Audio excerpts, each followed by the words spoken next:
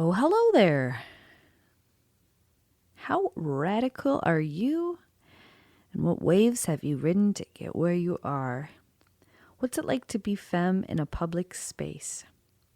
And what's something you do that makes life exciting? This episode, we're talking to Dominic Rabalais, an artist and self-described Marxist Chippendale, originally from Iowa. We chat about tour life, becoming radical, and wishing it wouldn't be creepy to be able to call everybody honey. Just a heads up and a little more info about something we touch on. Around 20 minutes, we start speaking about a VR experience. I couldn't remember exact names or details at the time, but it's called Across the Lines. The VR film is self-described as an immersive virtual reality experience that combines 360-degree video and computer-generated imaging to put viewers in the shoes of a patient entering a health center for a safe and legal abortion. You can actually go to their website, and they have a whole list of access sites, including YouTube, where even if you don't have VR, you can't look around, you can at least experience it. It should be warned that it contains material of disturbing nature, and, it's really real if you've never had to think about it before. Whether you're going into, in this particular film, it's Planned Parenthood, whether you're going in to access an abortion, whether you're going in for a yearly health checkup, whether you're going in to receive free birth control, whether you're going in for an STI testing, more often than not, mostly all the time, there are people there protesting, screaming violent things at you, people in costumes. It's really wild. But anyways, a VR experience like that is obviously something interesting to talk about. What's the effect? What's the purpose? And should it stand alone? So, with all that, here we go.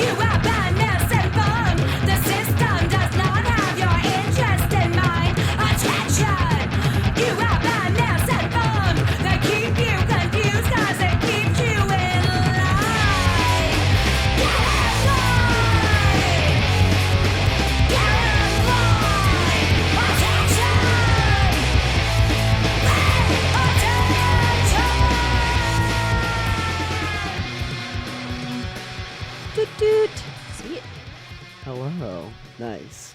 Hello. We're hot. We're live. Ready?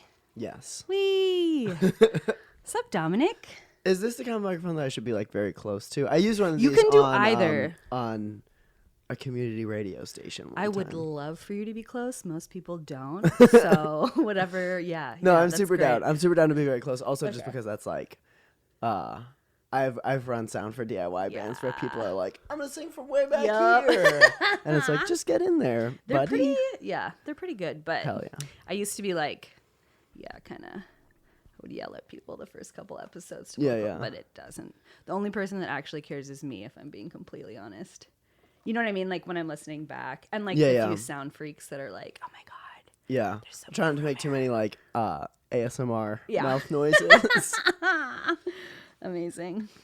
Okay, so we got Dom in today. Dominic Rabalais. Hell yeah. Sup? That first try, amazing. Yeah. Pronouns, they, them. Yes. Snaps I guess. on that. It's one of those, it's like, I don't know, I'm sure it's like, if someone were to use he, it like wouldn't bother. You know, it's just like, Totally, it's so much totally. more like the idea of like ever being like imposing somebody else, yeah. or like it's like, so that to me is like the idea of somebody feeling bad is like Because so they much worse. misgendered you. Yeah. I think maybe too, probably that comes a little bit because we're both from like, I feel the same way. I know that a lot of people don't, and I have so much respect for people that are like, fuck you. Oh, or yeah, like, no, you know, totally. whatever. But it's like, yeah, I came from the fucking country. Like, you know, gay people didn't exist where I came from. I'm doing air quotes right now. Yeah. And like, yeah, like I changed and like I became conscious. So like, I don't, get offended and like, or like make people whatever. I'm like, oh, you don't know. Like, yeah, usually totally. that's what I go with. But yeah. Totally. And there's like a pace to these kinds of things, Yep. you know, which I guess is not to say that like, oh, the backwards country gets everything last. Yeah, or whatever. yeah. But yeah, just yeah. like, there's also just like, I mean, there are ways that like signifiers of like quote unquote wokeness are like just like, sometimes they're just signifiers and sometimes they're like extremely meaningful, Totally. you know? And like, yeah, I don't know. Yeah, like unwoke people can use they, them, or whatever, you know, requested pronouns just fine. It doesn't mean like, yeah, you're automatically like a douchebag if you fuck that up. Exactly. But yeah. Cool if you can figure And it also out. just not wanting anybody to ever feel inconvenienced at any time ever. Yeah, for sure. Yeah. All right. So Dom is I have here, I was trying to figure out what to call you exactly besides artist, and I came up with work beast artist. Hell yeah. Okay. Hell yeah. Very appropriate. So you tour all the fucking time. Essentially, yeah. Awesome. When did that start? I guess in like 2016 or so, like summer of 2016. Totally. Yeah. And then I bopped around for a really long time. I did end up living in Minneapolis for 2 months. Really? In January. No. November and December of 2017. Just because Jordan, as previously mentioned in Cheap Fantasy, his roommate was like doing a giant trip for those 2 months.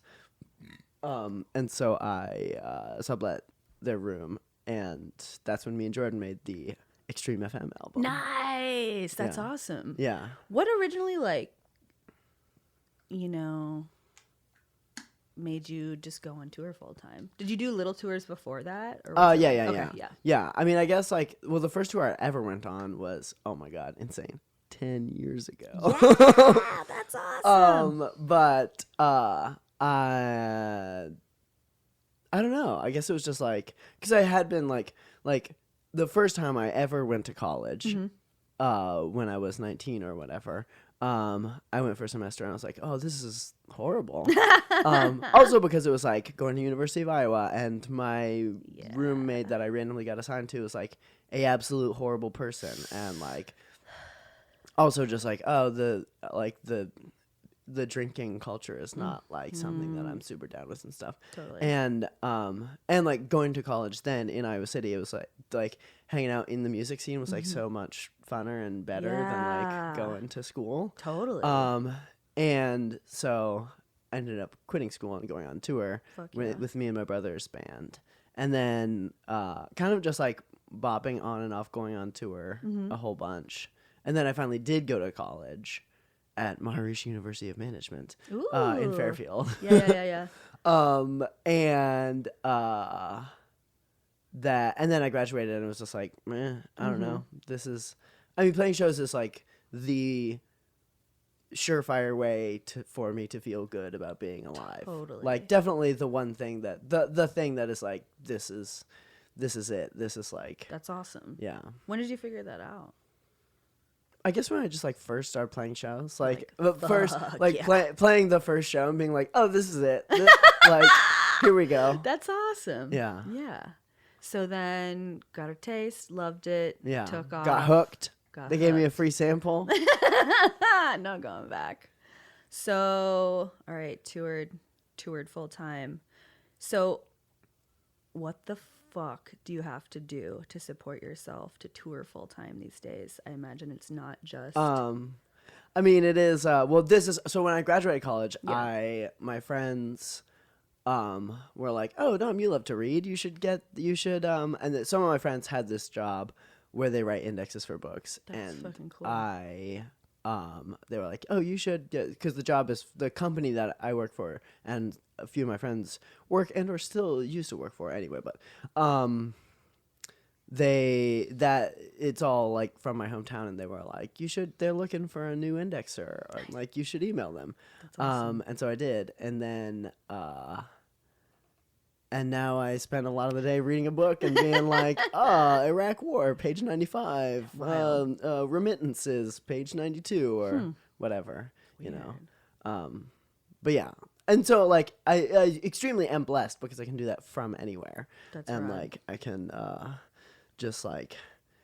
just am constantly cranking Totally. on a laptop. Totally. Which I realize has impacted my vision somewhat negatively. Oh my God. Yeah, me with my like screen glasses right now. I just have like perma yellow. Like, Oh, nice. Yeah, Is it's that fucking... Is that good? It was. And then like when I first got them, I was like, holy fuck. Because before that, I was like, I do a lot of editing, video editing and stuff. And like, and then there was 2 months where I was like transcribing these journals. Yeah. And the words. Oh my Words on the God. screen. I started getting, I'm not a headache person. Like I just started getting headaches. I think a couple migraines. I like had no idea what was going on. My and God. I was like, oh yeah, actually. Blind? You're like, yeah. wait, I can't fuck. I can't. Yeah. Wait, can I swear on this podcast? Oh, please. Okay. Fuck yeah. Fuck yeah. No, I got a first migraine last summer, and I think it was, I drank so much water, but I think it was a dehydration thing in like Albuquerque and then in Phoenix.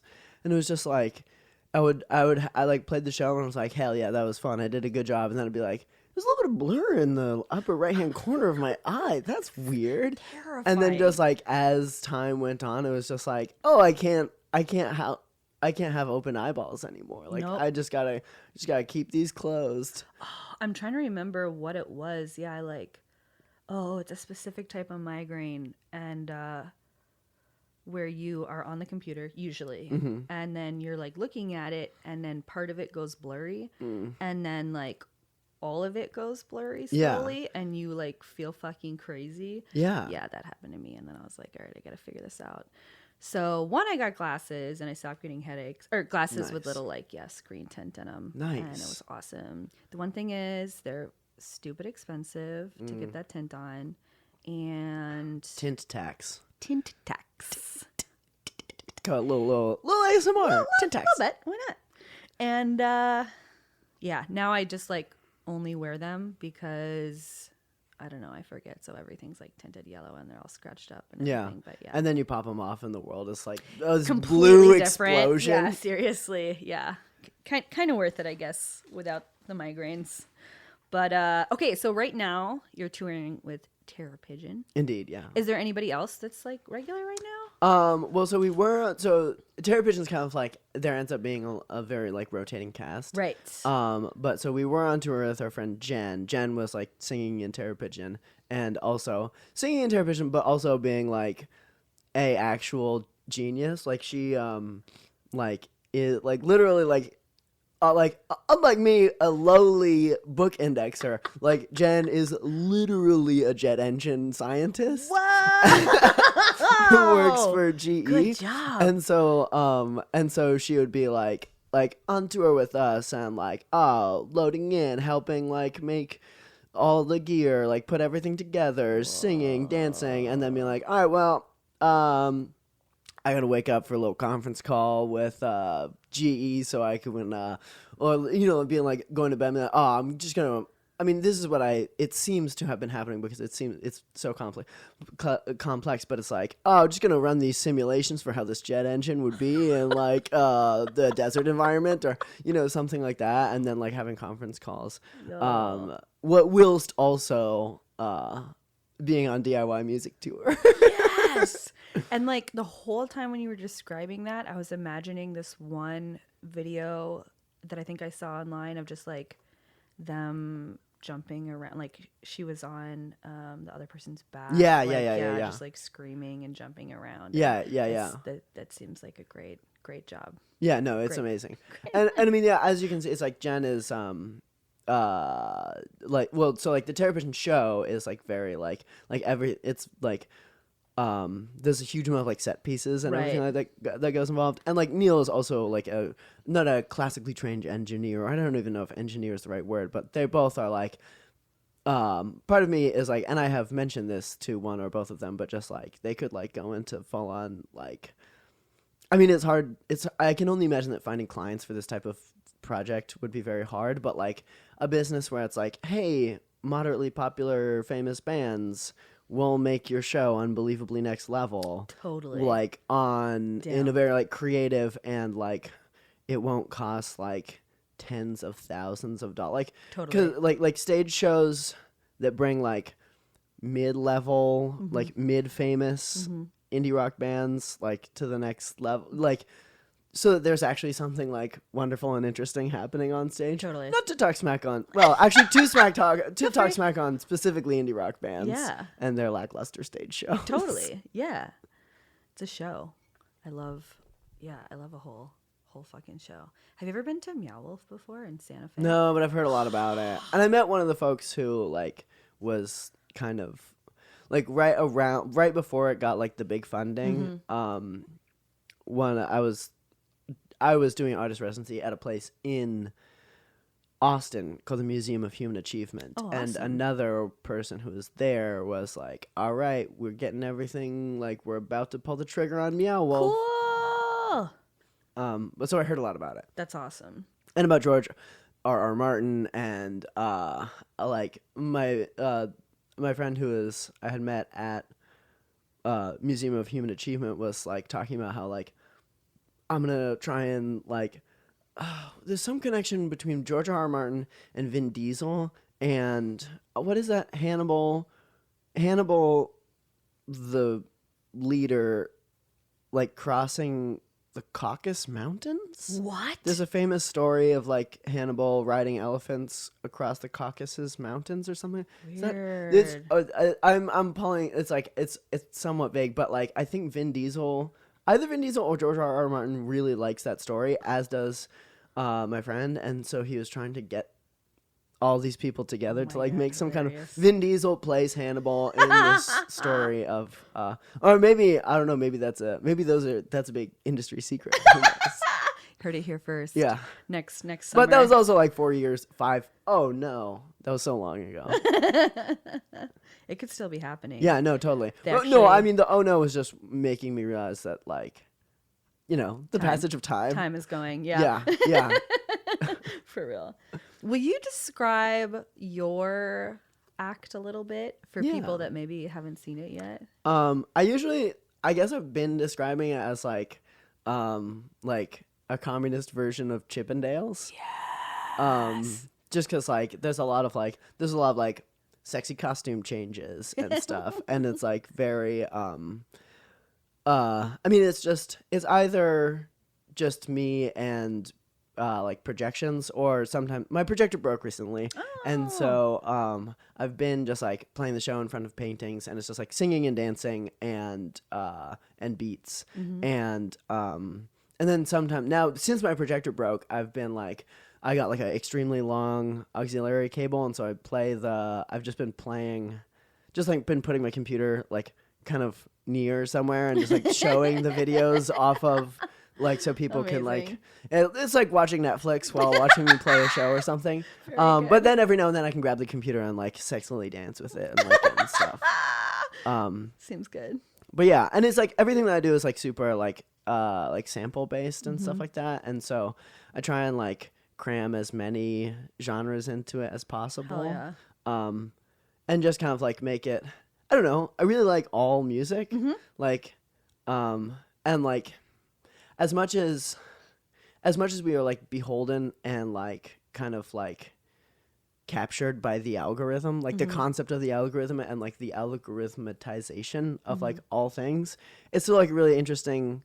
Like, I don't know, maybe maybe this is probably like applying like really intellectual and thoughtful artsy language to things when it's actually just like I like a lot of different music, but like the way that I feel like I get a lot of inspiration from like YouTube and the way that and just like the freaky associations that like happen just from like the like just from things YouTube trying to sell you stuff. Totally, absolutely. And just being like, oh, you like this? Here's this, here's this, here's this. And how it like there's like this IV drip of content and like concepts and it's like weirdly personal. Like the algorithm, even the notion of an algorithm is like weirdly it's like they're like whispering in your ear, you know? And so just kind of like finding a lot of samples from like these freaky rabbit holes or just being like, oh, I accidentally watched one guitar tutorial on how to play some lame songs that I could steal because actually, I mean, guitar tutorials are really good sources. Like if there's a song that you like, but you can't find like a really high quality version of it where like if I wanted a loop of a guitar part from a song, a lot of the times there won't be just that guitar part like and especially a lot of the times, I mean, this is just how music works, but I feel like I just recently discovered that like fills, like drum fills and stuff like that are extremely useful musical moments.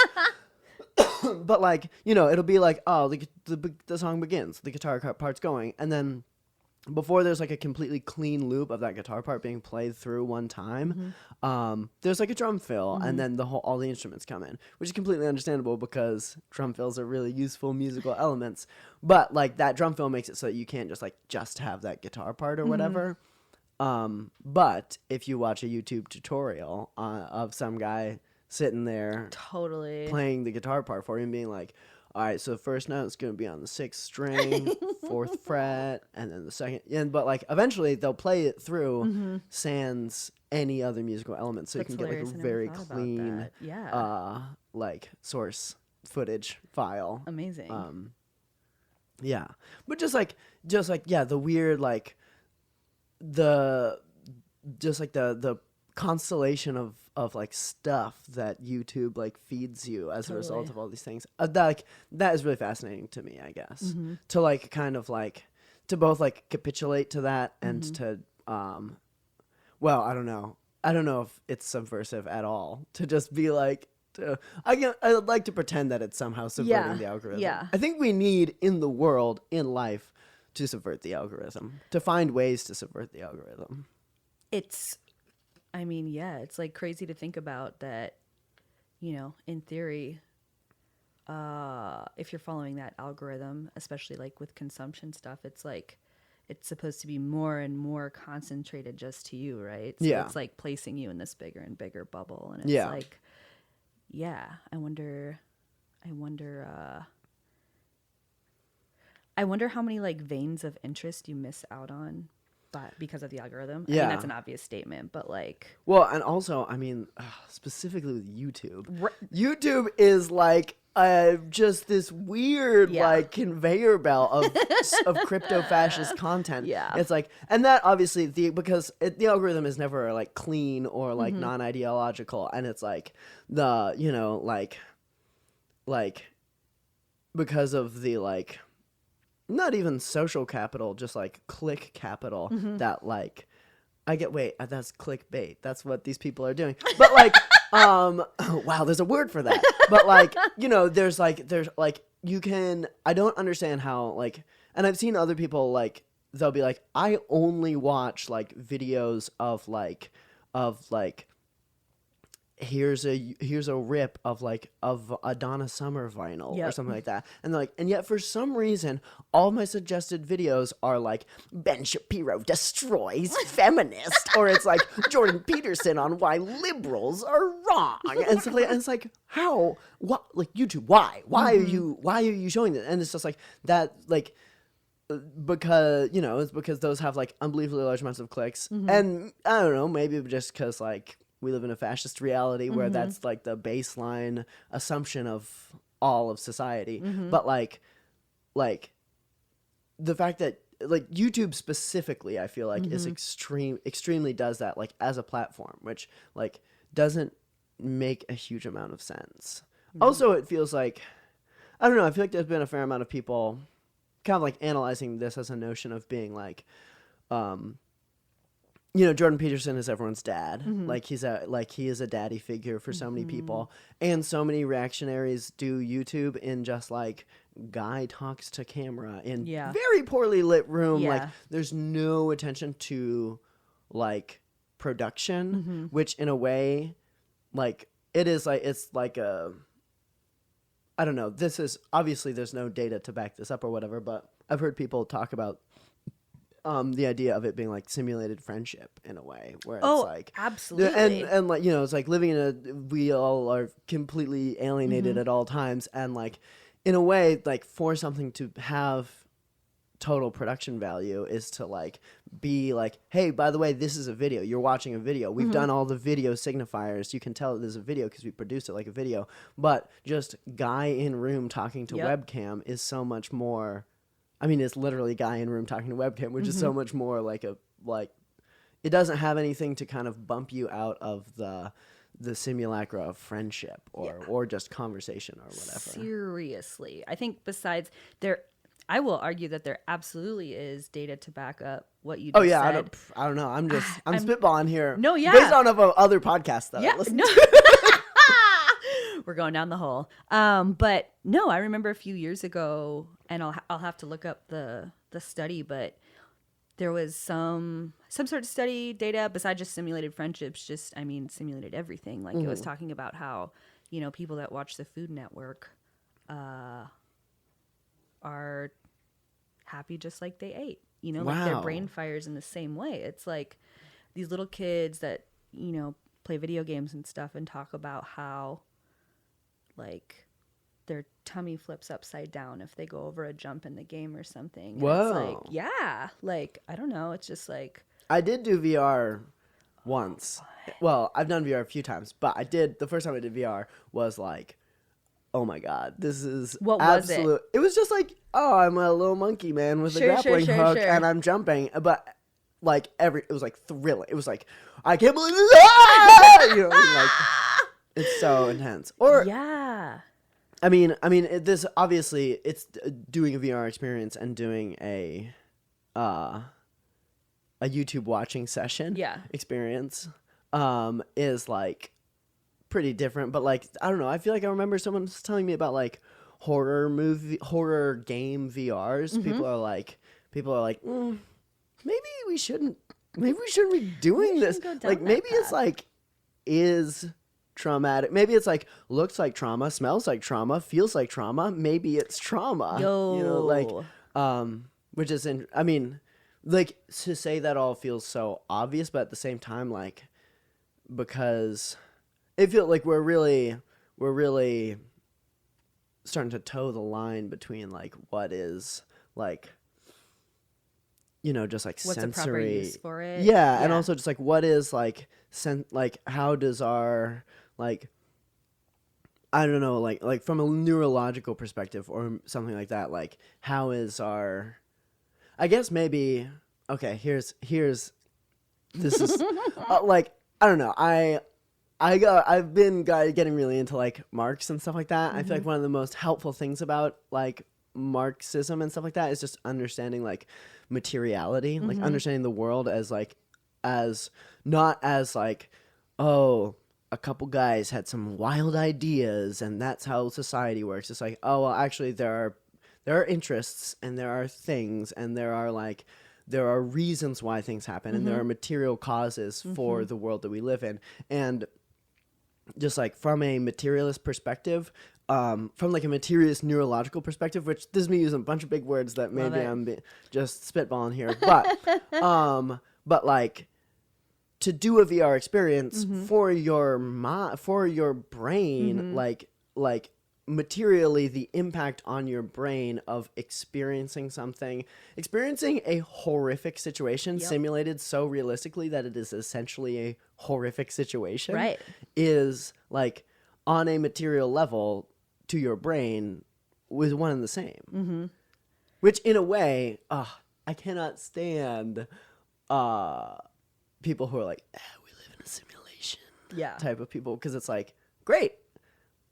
hungry boy is the same. Like, there's no, like simulated hunger sucks just as much as unsimulated hunger. Right.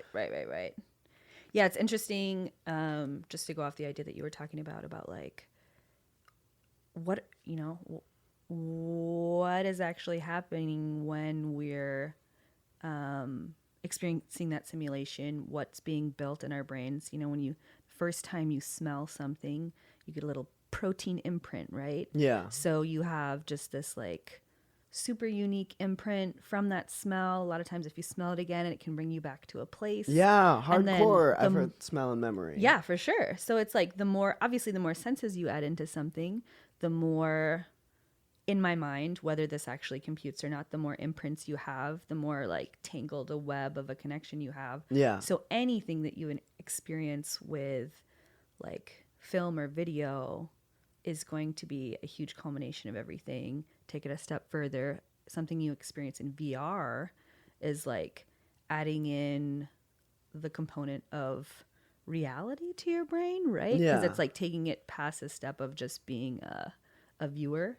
Yeah. A really interesting thing that happened, I worked this film festival a couple years ago, and they usually have like a VR lobby. So while you're bopping around, you can check it out.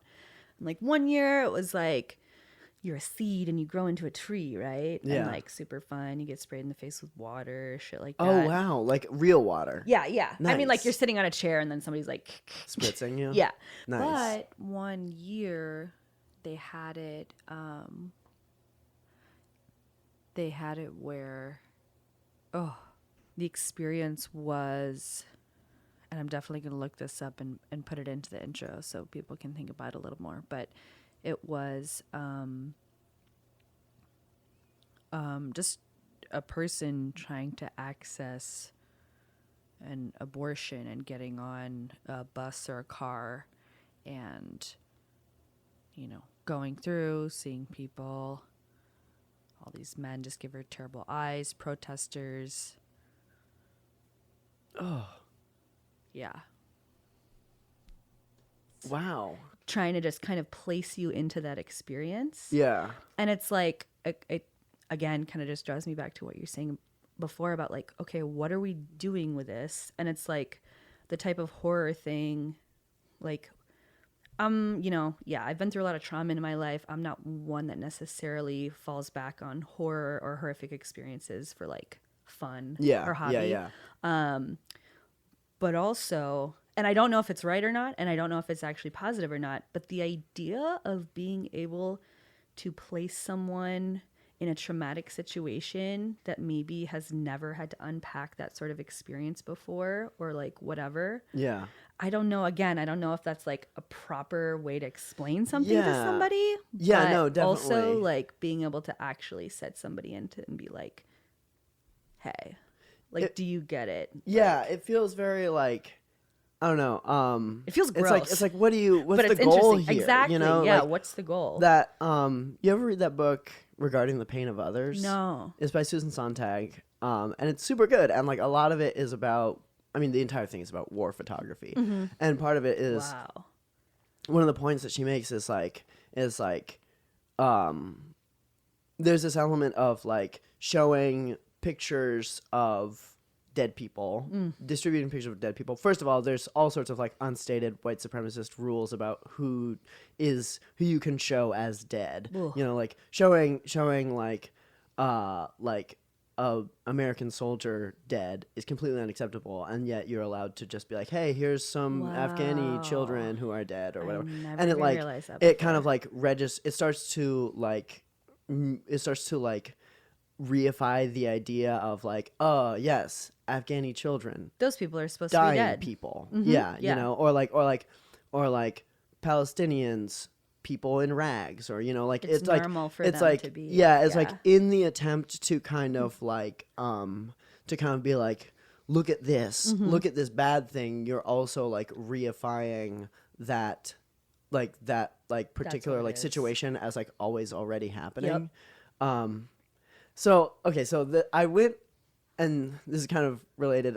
Just the idea of like like that bus situation that you described. It's like, what are we doing here? Like, Right. like, are you, and if, to give the makers the benefit of the doubt that they're trying to do some kind of like, wow, Educational. imagine how shitty it would be if this was you, or whatever, or like, for like men who don't understand like being femme Uncomfortable. in public space or Yeah, whatever, for or sure. just the don't understand a gaze upon them. I think like- femme in public space is the perfect description of what, yeah. Yeah, and like what does that, like, do you think, like, unless you have like an explainer to go along with it, just bopping it on and doing that, like, it's not like, I don't necessarily see how, and okay, I don't see how men could, or anybody could do that and just be like, oh, I get it now, cool, Right. free abortion forever, or Right. like, Yeah. but like, yeah. I don't see how that could happen, but I also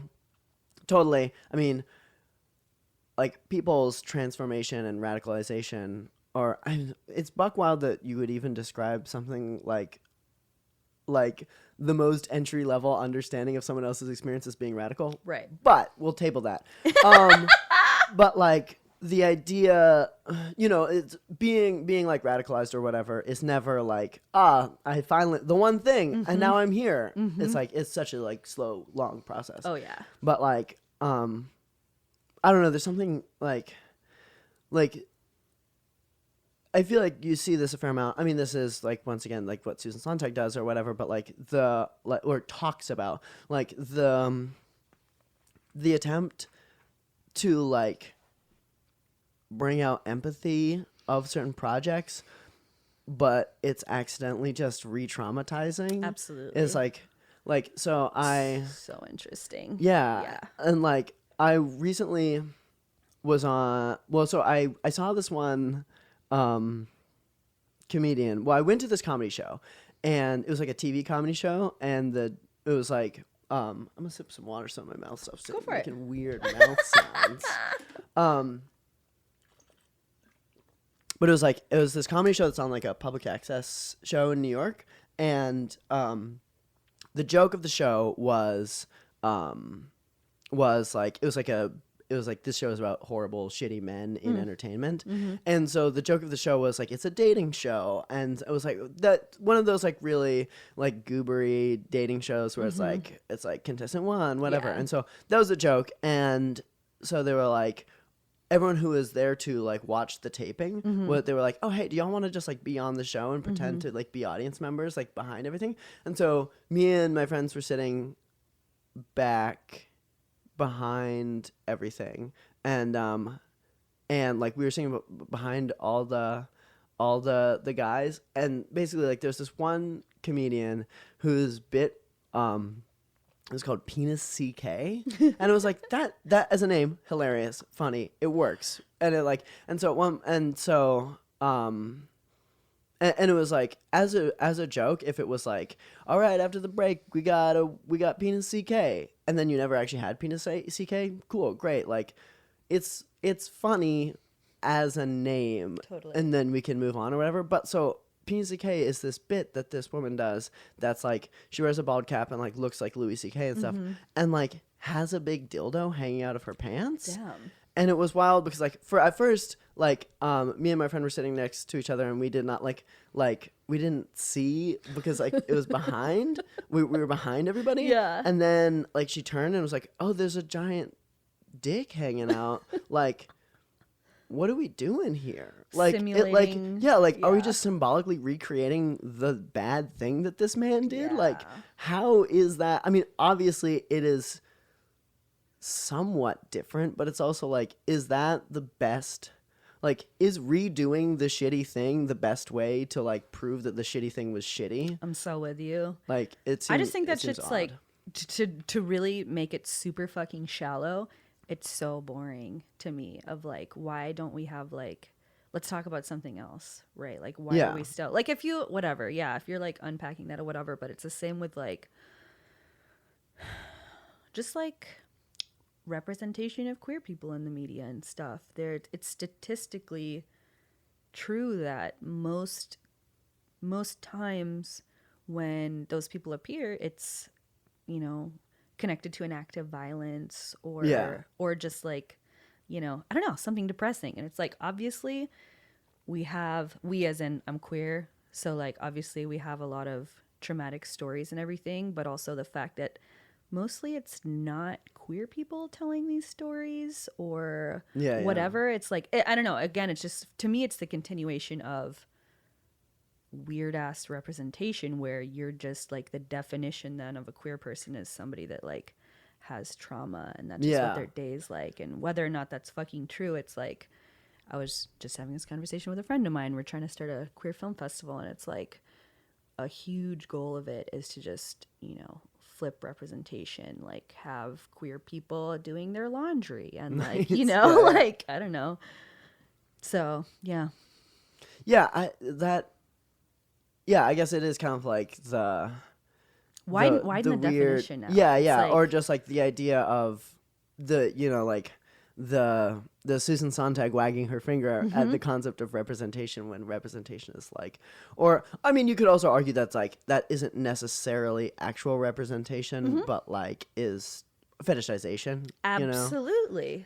But which I don't think people understand, because also tied to those statistics are the statistics that, you know, cis dudes have when they encounter images of like any queer people. It's like a lot of times their reaction is to internally, well, their first reaction is to be violent. And when the study, like it was part of the, God, what was it?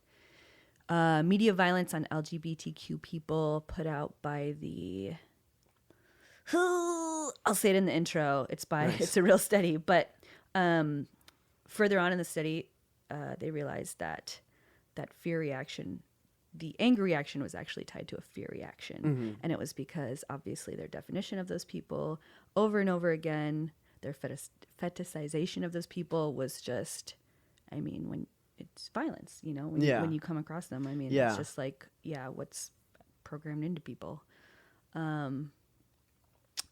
To flip the convo a little bit, talking about some radical shit. How did you were saying before that, like, you know, becoming radical, becoming conscious and stuff, obviously it isn't just like, for most people, a turn of the switch. Yeah. You seem like a pretty radical person, Dom. How did we get I here? surfed in here. What, like, can you tell me a little bit about, I imagine somebody being from Iowa, somebody being, going to a, as you described, a bit of a cultish school, but Catholic, like, I mean, what were some steps coming from one place to the other? I think one thing, oh God, I don't, it's like, please describe your past 20 years. Yeah, no. I mean, like one thing, definitely, I was dating someone who told me to read Maggie Nelson, and that was like reading Maggie Nelson, and also going to like, and reading like Roland Barthes. Like there was a fair amount of like early, just kind of like postmodern-ish writers who like seemed really interesting, and just like, you know, the queer internet, you know, of like Tumblr and Twitter, but like reading because like, and now I have like mixed feelings about all of these like post-structuralist kind of like theory authors, because of the amount of books that I've indexed where I've been like, I've read a sentence where it's like, the embodied nature of legislation is territoriality. And it's like, what did you just fucking say? Like, did you actually write a sentence? Because did you just say that like laws impact people? Because duh. Like, Jesus, why did you have to use all those fucking words? Which makes me, I like the phrase Foucault was a mistake, because it's just like, why did we have to go down this path? Which, the Marxist in me is like, like, let's do some historical materialism. Like, laws affect bodies. That's not that, we don't need to like go Foucault about it and like use these insane words that are like, just go don't reach off. most people. Yeah, exactly. And if you're trying to communicate and you're like reaching as few people as possible, like, what are you fucking doing? Yeah, exactly. But I mean, also like, I guess having indexed a lot of books, which they're like all academic, there are times when it's like, oh, I get that this book is not meant for a bunch of people to read. Like this book is meant for someone who's in a discipline who like already has all these words down, like they know it all. But anyway, which is just to say, started reading some Roland Barthes, started reading some Maggie Nelson, and then just kind of like got more and more into like all those thinkers and just like trying to understand. And Judith Butler too. I mean, Judith Butler is just the ultimate example of someone who, I mean, literally, I think she won a award for the worst academic sentence one year. But yeah, just reading all those things and just like getting more and more, I don't know, in a weird way. I don't know how accurate of a tie this is, but I'm going to play fast and loose. Like when I was a teenager and I was really into punk, like, okay, the first ever, I was on the bus to a soccer game and I had I just like looked through my brother's like binder of CDs. And there was a Sublime CD in there, but I didn't know it was a Sublime CD. It was because it was just the CD and it didn't have like Sublime written on it. And I was listening to it and one of the songs on the Sublime CD, like, has very fast drums and is very, very distorted guitar. I was like, this is it. This is the music that I like to listen to now. And then just kind of like set me down this path where I was like, I need to listen to like the most intense, fastest, distorted drums music. And I was like, and then like, you know, LimeWire, Accumulation, and I kind of just like, I ended up doing this weird thing where I skipped listening to Blink-182 and My Chemical Romance and stuff. And I swear this will tie back into radical politics. But like, it was like, I just went down this path of just like being obsessed with like finding the most extreme version of it. You know what I mean? And only recently have I come back and been like, you know what? Blink-182 is really good at writing songs. But anyway, I feel like maybe it's a similar thing where it was like, oh, wow, what's this guy Roland Barthes talking about? Wow, like everything's a sign, everything's a symbol. That's pretty wild, huh? And then just kind of like getting more and more into like just trying to like absorb as much like philosophical stuff as possible, and then finally kind of, yeah, I don't know, just like settling on some sweet Marxism and being like, this makes a lot of sense. Also because just to tie this into like cult upbringing type of thing. Like, I mean, once again, like Marx talking about like materialism is very, very refreshing to me because that's how refreshing it is to me. But because like so much of like the community I grew up in, and also I'm sure this is the case with religious communities as well, but like so much was obsessed with quote unquote nature as if there is like this eternal thing and as if like ourselves as people and the world that we live in and like the structures of society and all these things aren't the result of very real material consequences and history unfolding itself in a certain way with certain guiding structures and stuff like that. And so like to be like I mean, even in really minor ways where it's just like, you know, it's like, oh, that's how someone is in their soul or something like that. Like those are like idealist conceptions of like what we are, like as if there's some internal core and we're not like capable of change or like, we are a certain way. And like and so like the concept of like Marxist materialism is like really nice because it's like, oh no, we are forever changing and contextual and we are a reaction to our circumstances and we are like crawling out of our histories both as individuals and as like a society. We're constantly indebted to our histories and stuff. And yeah, that just felt really nice. And also like I mean, this is just like the nature of capitalism, I guess, but just like its way of, well, like, first of all, capitalism must seem natural. Like, it must seem as if it's like eternal, as if it's always existed. The only way to, And yeah. and like in order to justify itself, because in order for, I mean, I don't know, like just the amount of times that it's just been like, well, you know, it's human nature to be greedy or whatever, or it's like, oh, it's nature. I mean, even watching like nature documentaries, and it's like, wow, check out this barren landscape where everyone must compete at all times for resources. It's like naturalizing the idea of, like, instead of nature being like a ecology that there's symbiotic relationships, I mean, like, I think it's fairly understood that, like, when you remove an element of nature, everything gets totally fucked up, and that seems like a fairly like nice argument for the fact that solidarity. I mean, obviously, like, you know, a bat eating a mosquito is getting eaten, but that's also like in a grander, like, sustained ecology perspective. That is like that. Those are just relationships. Those are kind of relationships with solidarity. Not to mention that there are actually amazing symbiotic relationships that keep so much of nature going. But yeah, I don't know. Just the way that, like, okay, so that being said, I mean, there's that book, Capitalist Realism, that like, you know, like, talks about this a bunch. But the way that like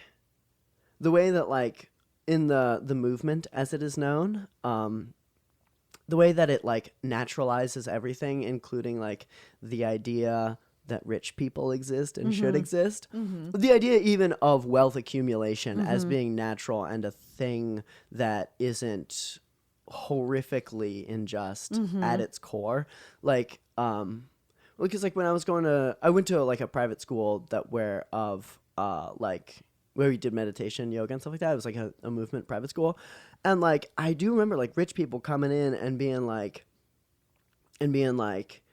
yeah, I mean, I'm really like, I meditate the amount, I like donate to the movement, I like do all these things, I'm really like on the program and stuff.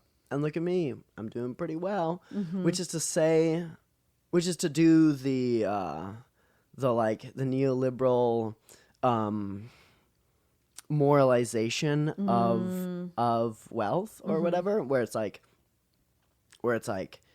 hey, I'm rich, must mean I'm a good person, right? Or Which, a smart person, yeah, or anything. Like, I hate it when people just assume that anybody with a pile of money like uses that in any, you know, it's like somebody was like, oh, well, they must be smart, they're fucking rich, and it's like, no. yeah, I mean, they must be cruel, they're fucking rich, like, they must be an exploiter. Like, there's like, how do you get rich if you're not stealing the money of your workers? Seriously. Like, there is no other way.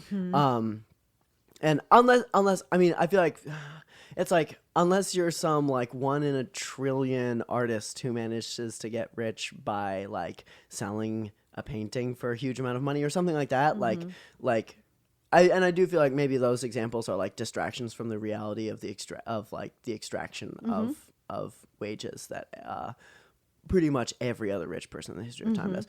Not to mention the fact that I feel like that most artists who end up becoming very successful off of their art have a bit of a cushion. Yeah, for sure.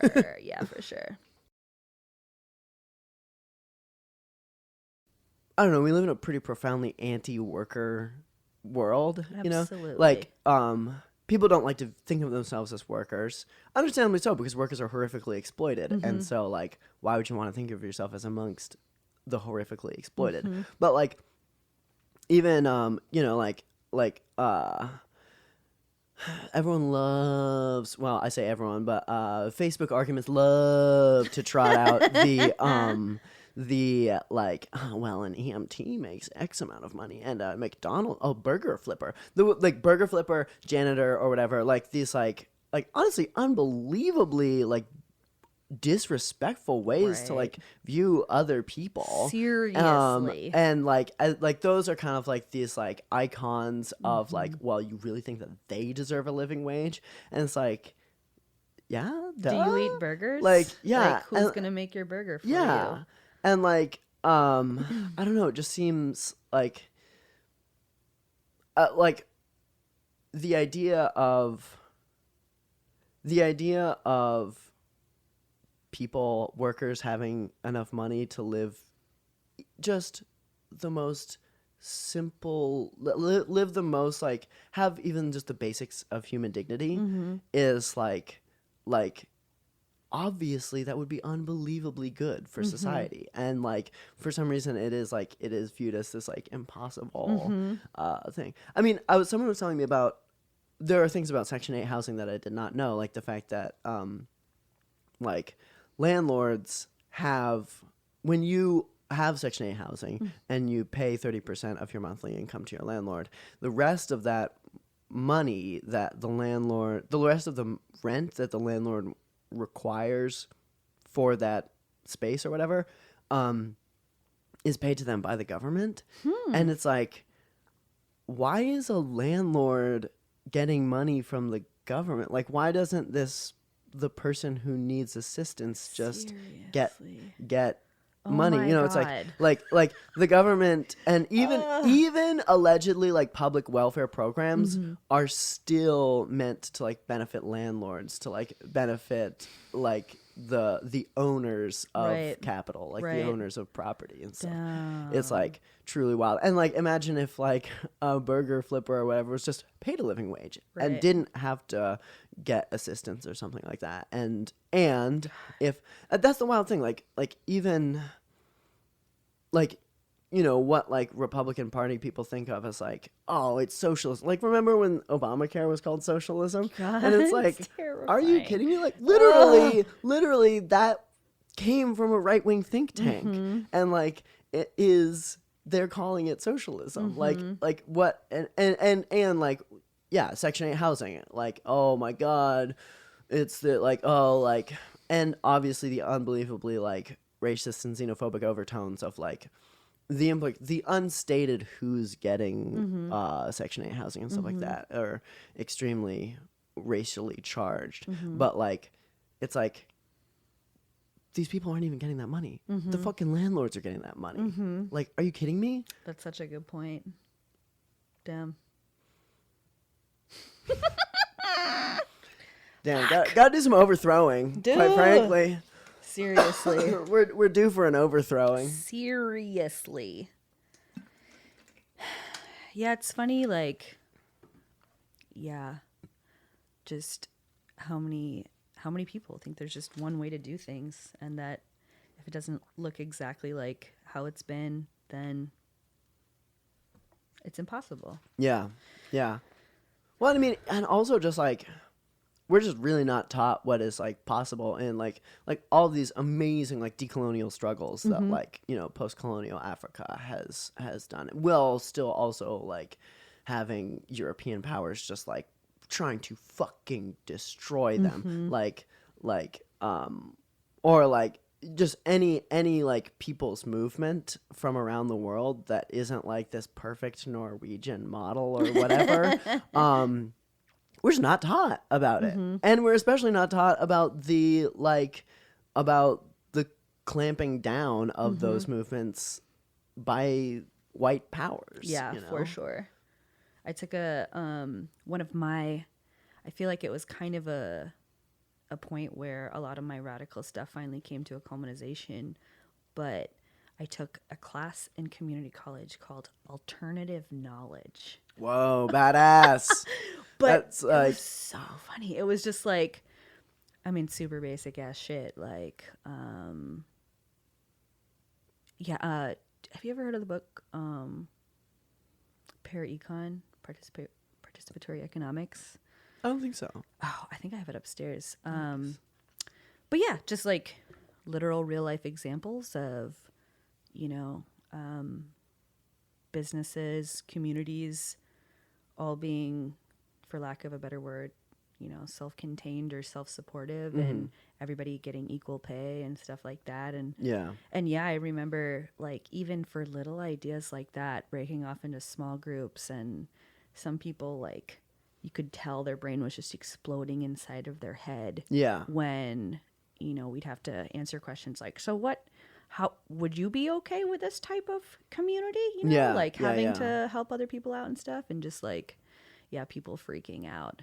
We talked about the Black Panther Party and just all sorts of IWW, Yeah. and you know, just like, it blows my mind to this day that it literally the class was just called alternative knowledge. Yeah, no, you know? totally. Like, The idea that that is classified as alternative is like, that's damn. not just like an option. Like, hey, Yeah. how about this for you? Yeah.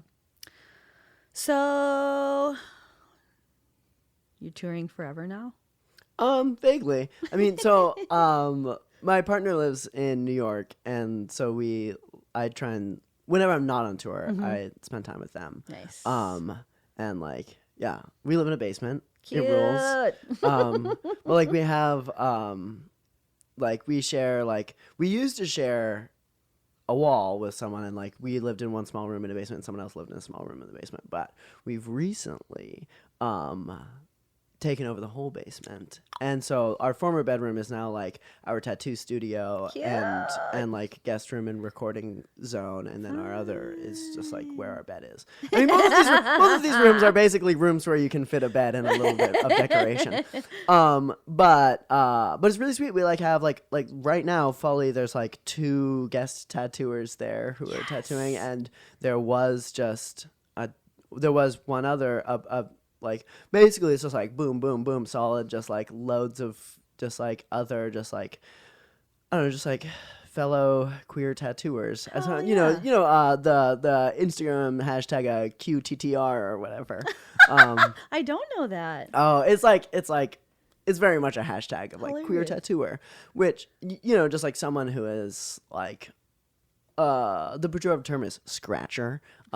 If you're a shop guy, you're a scratcher, but it's like a self-taught tattooer. That's awesome. But yeah, we just have like a nice little like rotating cast of folks at our zone is called PP Palace. So shout out PP Palace. Very good. But yeah, the particular project of like having lots of guests is like my partner Tabby's kind of like they're very much in the zone of being like, all right, we've got so and so coming for these days and stuff like that, and like it's really sweet. It's That's really nice to be rad. able to be like, I don't know, it's just happening, you know. Totally, It's just totally. like it's just like, hey, here's an Instagram post, and just like I don't know, there's a very like thriving community and very new community of home tattooers. Totally. Or, It's great. yeah. I fucking, yeah. I love mean, Instagram there's for a that lot of reason. people who, I would say most people ever, don't love the context of a tattoo shop. Yeah. You for know, sure, it's just for it's sure. very rough, very like very like Intimidating for a lot of intimidating. people. Yeah, and they very much are like, it feels like they are that way intentionally. I've had a few, I've had a couple of terrible experiences in Yeah, tattoo shops. and you are not alone. Oh, I would no, say no, no, probably. no. I can't imagine that there's anybody who's like, you know what? I've only had universally good experiences at tattoo shops. Like that is impossible.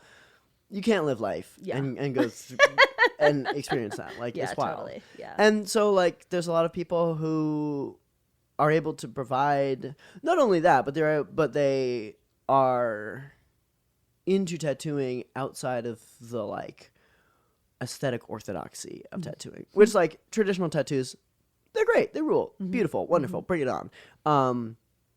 But maybe you want some freaky shit, you know? And that's okay. Yeah, and And you're not going to get cancer and your legs aren't going to fall off. yeah, or no, whatever. totally. Yeah. And I mean, also, it's like obviously, being sanitary is unbelievably important and stuff like that. But like we, I don't know, like every home tattooer I know is like, I think that there's kind of a consensus of being like, yeah, this is outside of a shop context. We do need to like kind of still be pretty fucking mindful Of course. how these things. I feel like work. I see a parallel with like the difference between like American and like European like restaurants and shit, you know. It's like you can like go, I don't know, just because everything's white tile and bleached doesn't mean that it's like necessarily safer than the back of somebody's house that has a pizza oven in it or something, you Wow, know? It's yeah. like, I don't know. Yeah. No, that's interesting. That hasn't really occurred to me before, but I think, I don't know. I think people can put care out all over the place. Yeah, Just yeah. because something looks clean and nice does not fucking mean that everything's checked off. yeah, no, whatever. totally. And it's also like, I mean, I've gotten a tattoo where in a shop where like a dude was smoking a cig indoors. Yeah. And coughing like hawk cough. You know what I mean? And it's like, damn, bro. All right, well, let's do this, whatever. And it's like, and I mean, he did things that I'm like his method of tattooing is like, and I mean, I've been tattooing for like 3.5 years or so.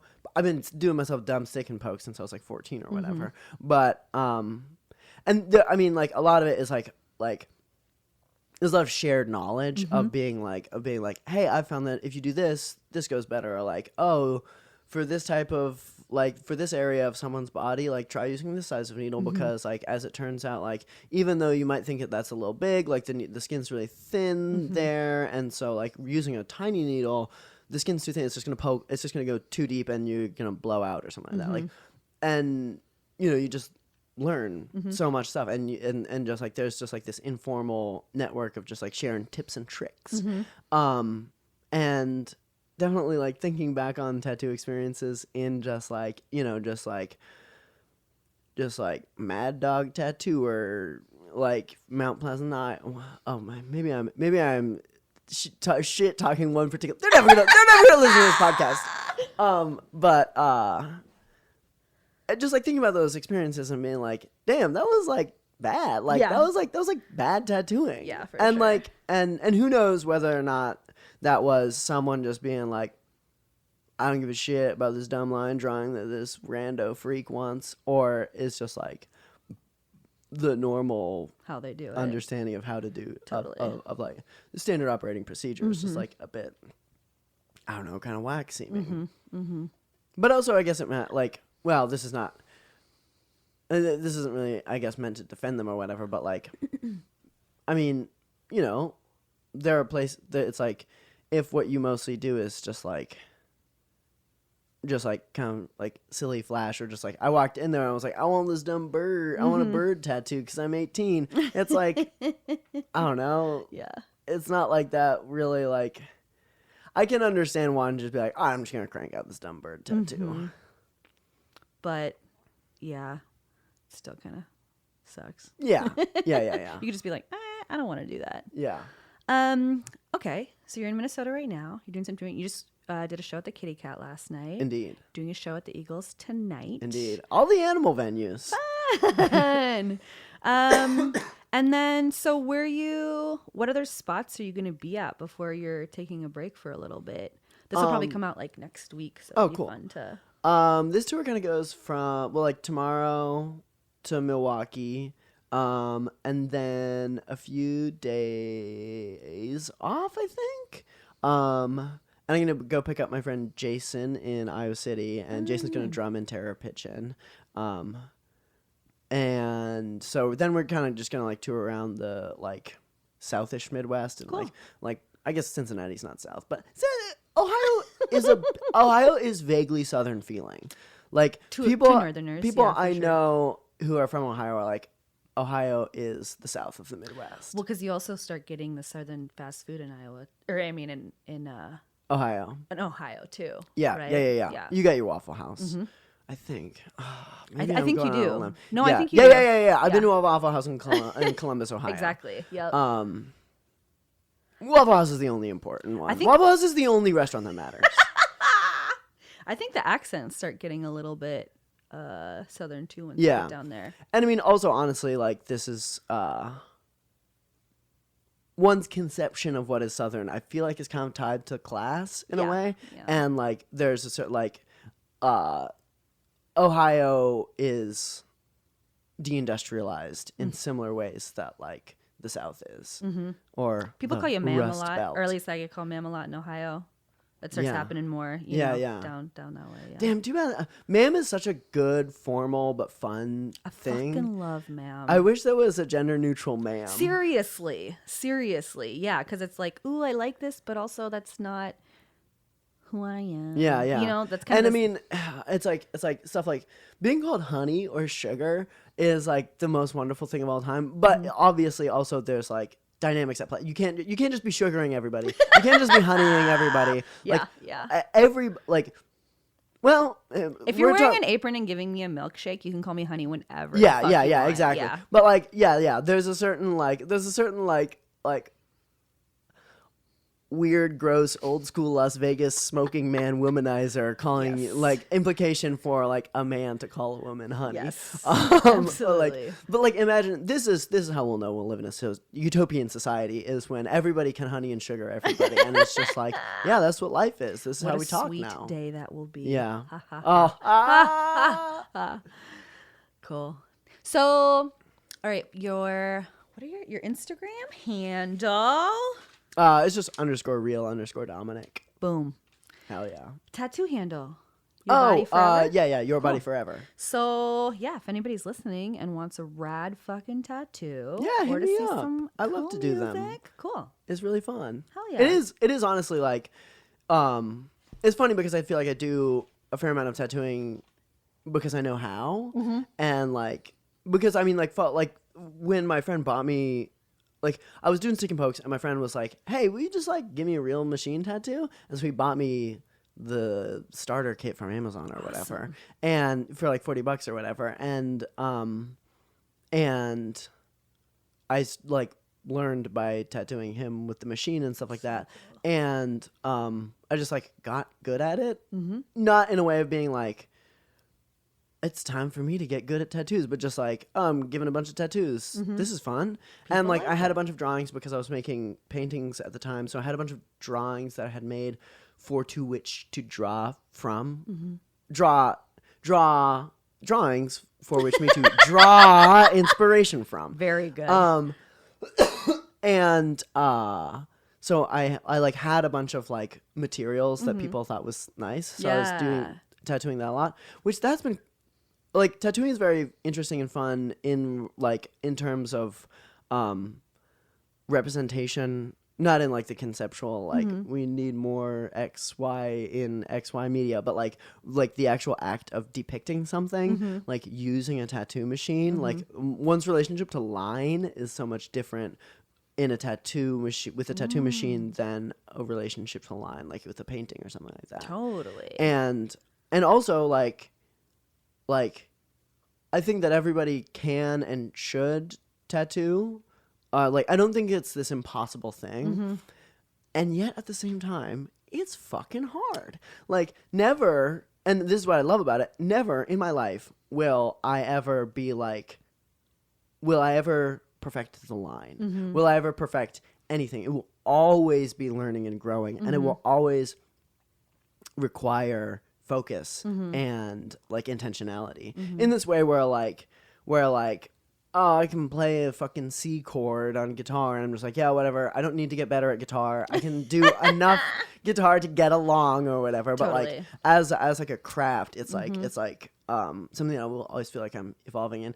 And it's just been interesting like shifting my relationship to drawing, of being like, first I just had all these drawings for paintings, then I was tattooing them, and then I was like, oh, I gotta draw some more shit. And then I was like, then drawing things with the understanding of them being things that I would tattoo. And kind of just like this push and pull of like the purpose of drawing and stuff. Literally, just like you said, even one line takes on a whole different meaning, right? Because it's like you have to pick the most important lines that are going to translate whatever. It's just like taking, film or something instead of digital. It's like you only get one shot.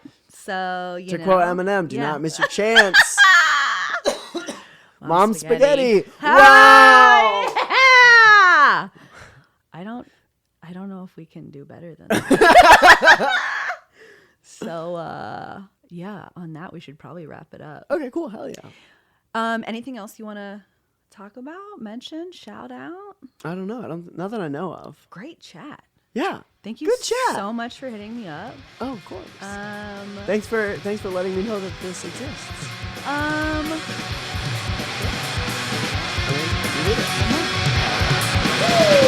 Attention!